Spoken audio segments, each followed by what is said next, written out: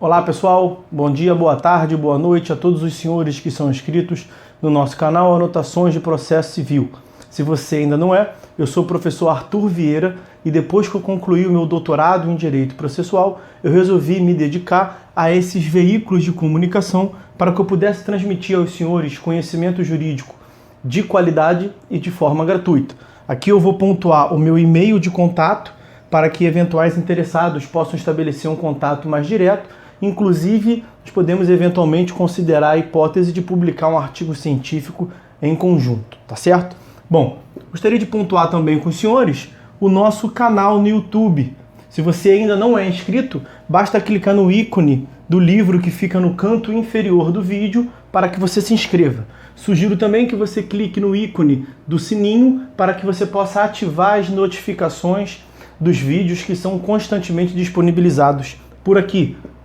Gostaria de apresentar também aos senhores a nossa plataforma acadêmica, arturvieiracursos.com.br, arturvieiracursos.com.br, onde os senhores encontrarão cursos online de modo gratuito, inclusive com a emissão de certificado válido em todo o território nacional, tá certo? Então, após a pausa, nós vamos tratar do vídeo de hoje.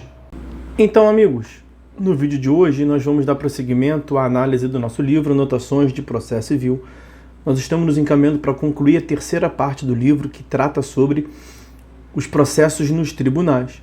Nós já falamos largamente sobre os recursos, sobre algumas ações originárias do tribunal, sobre alguns incidentes. Estamos vendo o incidente de arguição de inconstitucionalidade. Os últimos vídeos foram destinados a esse tópico. E nós vamos, no vídeo de hoje, concluir através da análise do procedimento desse incidente de arguição de inconstitucionalidade. Então vamos a ele. Procedimento. Suscitada a inconstitucionalidade em controle difuso, o relator abrirá prazo para que se manifestem o Ministério Público e as partes. Em seguida, a questão é decidida pelo órgão fracionário, seja uma câmara, turma, sessão, grupo de câmaras, câmaras reunidas. São diversas as nomenclaturas que os tribunais adotam. Então, o órgão fracionário competente para conhecer do processo. Vejam o artigo 948. Como a afirmação de constitucionalidade prescinde da reserva de plenário, se for rejeitada a arguição pelo órgão, o julgamento do processo seguirá normalmente, como se vê do inciso 1º do artigo 949. Porém, se acolhida, o julgamento do processo será sobrestado e a questão será levada ao plenário do tribunal ou a seu órgão especial, como se extrai do inciso 2º do artigo 949. Conforme já indicado, o parágrafo único desse artigo 949 prevê que a arguição de inconstitucionalidade não será submetida ao pleno ou ao órgão especial, caso esses órgãos ou o plenário do STF já se tenham pronunciado a respeito da questão. Ao órgão fracionário só é dado instaurar novamente o incidente se ele, diante de anterior manifestação do órgão especial ou plenário do seu próprio tribunal, pretender, por força de elementos antes não examinados, reabrir a discussão da questão. Isso pressupõe que a norma já não tenha sido declarada inconstitucional pelo Supremo Tribunal Federal com força vinculante e eficácia erga omnes. Essa reabertura apenas se justifica em face de elementos verdadeiramente relevantes. Instaurado o incidente, ele será distribuído a um novo relator do plenário ou do órgão especial. E esse remeterá cópia do acórdão do órgão fracionário em que se decidiu pela instauração do incidente a todos os magistrados que compõem aquele órgão, o plenário ou o órgão especial. Em seguida, a sessão de julgamento é designada pelo presidente do tribunal, como se vê do artigo 950 do CPC. Como já afirmado também, de acordo com o artigo 97 da Constituição Federal, a declaração de inconstitucionalidade somente se fará pelo voto da maioria absoluta dos membros do órgão pode ser o pleno do tribunal ou o órgão especial, que apreciar o incidente. Decidida a questão constitucional pelo órgão especial ou pelo plenário do tribunal, o processo retorna ao órgão fracionário para que esse leve adiante o julgamento do caso concreto, aplicando o juízo emitido por aquele outro órgão. Então, a partir da análise da constitucionalidade ou não da norma, ele vai prosseguir com o julgamento. Intervenção de amici curiae. Eu já mencionei para os senhores em outros vídeos. Amici curiae é o plural de amicus curiae. O Código autoriza a manifestação no incidente de inconstitucionalidade das pessoas jurídicas de direito público responsáveis pela edição do ato questionado, que deverão observar os prazos e as condições estabelecidos no regimento interno do tribunal, como se vê do parágrafo 1º do artigo 950. Estão também autorizados a se manifestar os legitimados à propositura de ação direta de inconstitucionalidade e de ação declaratória de constitucionalidade, elencados no artigo 103 da Constituição Federal. Essa é a disposição prevista no parágrafo 2º do artigo 950. Também a intervenção de outras pessoas e entidades poderá ser pelo relator admitida, conforme a relevância da matéria e a representatividade adequada dos postulantes. 950, parágrafo 3º. Caberá aferir a aptidão desses terceiros em contribuir para o deslinde da questão, a chamada contributividade adequada. Em qualquer desses casos, a participação do terceiro dar-se-á sob o regime do amicus curiae. Vejam lá a previsão do artigo 138 também, que é a norma do Código, dispositivo do Código que regula a intervenção do amicus curiae. A manifestação, em regra, deve ser apresentada por escrito no prazo previsto no regimento interno, garantido o direito de apresentar memoriais e de juntar documentos. Por fim, o parágrafo 2º do artigo 950. Recorribilidade.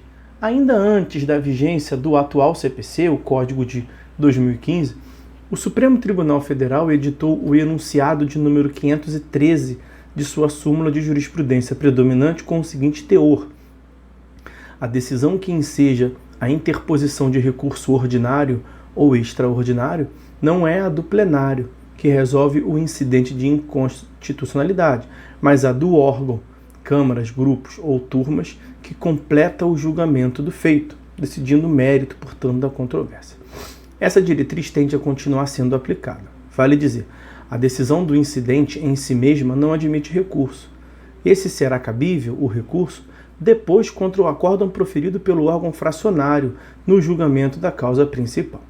Assim o é, porque, como antes indicado, o juízo emitido pelo plenário ou órgão especial a respeito de constitucionalidade da norma incorpora-se à decisão subsequentemente proferida pelo órgão fracionário. Mas essa solução não deixa de gerar alguns impasses e dúvidas. Se a solução dada à questão constitucional no incidente dissesse apenas respeito às partes do processo, como se entendia à época em que o enunciado da súmula 513 foi editado, não haveria maiores problemas. Mas a decisão sobre a constitucionalidade da norma tem eficácia que vai além das partes, como visto, ao ser aplicável aos processos subsequentes, ficando neles dispensada nova instauração do incidente. Se assim o é, há de se cogitar da legitimidade e interesse recursal de outros sujeitos, precisamente para impugnar a deliberação que poderá vir a ser aplicada em inúmeros outros processos de que participam, aquela ideia de vinculatividade média, abreviação do procedimento e tudo mais. Mais do que isso, pode acontecer de a própria parte que é derrotada no incidente, isto é, que sustentava a inconstitucionalidade da norma, e a ela é reconhecida como constitucional, ou vice-versa, vir a ser, a despeito disso, vitoriosa no julgamento da ação ou recurso pelo órgão fracionário, por força de outros aspectos da causa. Cabe também aqui considerar o possível interesse recursal dela, mesmo tendo sido vitoriosa no recurso, para rediscutir a resolução da questão de constitucionalidade, diante da perspectiva de que venha a ser aplicada a outros casos. de que participe. Por exemplo, um Instituto de Previdência de Servidores Estaduais é derrotado no incidente de constitucionalidade em que se julgou inconstitucional uma norma de lei que limitava o valor que ele deveria pagar a seus pensionistas. No prosseguimento do julgamento pelo órgão fracionário, ele é vitorioso porque se reputa que o servidor que é parte naquela ação não havia concretamente preenchido os requisitos para receber a aposentadoria. Mas permanece o juízo de inconstitucionalidade desfavorável ao Instituto Previdenciário e que poderá ser aplicado contra ele em milhares de outras ações. Não teria ele interesse para recorrer? Em suma, a objetivação do incidente de inconstitucionalidade implica uma revisão dos parâmetros de legitimidade e interesse recursal relativamente à resolução do incidente. Questão constitucional repetitiva. Se já no momento em que se suscitar a questão da constitucionalidade da norma, constatar-se que ela se repete em inúmeros outros processos, em vez de se instaurar o incidente aqui estudado, deverá ser instaurado o incidente de resolução de demandas repetitivas ou o procedimento de julgamento de recursos repetitivos, conforme o caso, atribuindo-se a competência do incidente ao órgão especial ou ao plenário do tribunal. O incidente de arguição de inconstitucionalidade até se reveste, como visto, de caráter objetivo, sendo aplicável a outros casos. Mas os incidentes de julgamento de demandas ou questões repetitivas são aptos a produzir decisões revestidas de ainda mais intensa força vinculante, a vinculatividade forte, garantindo resultados mais eficientes nessa hipótese. Então, nós vamos fazer um corte no vídeo aqui. Nós acabamos a análise do incidente de arguição de inconstitucionalidade. A partir do próximo vídeo, nós vamos começar uma série de vídeos a respeito de uma ação autônoma de competência do tribunal que aparece na tela aí para os senhores, que é a reclamação. Então, meus amigos, por hora é só. Fiquem todos com Deus e até a próxima.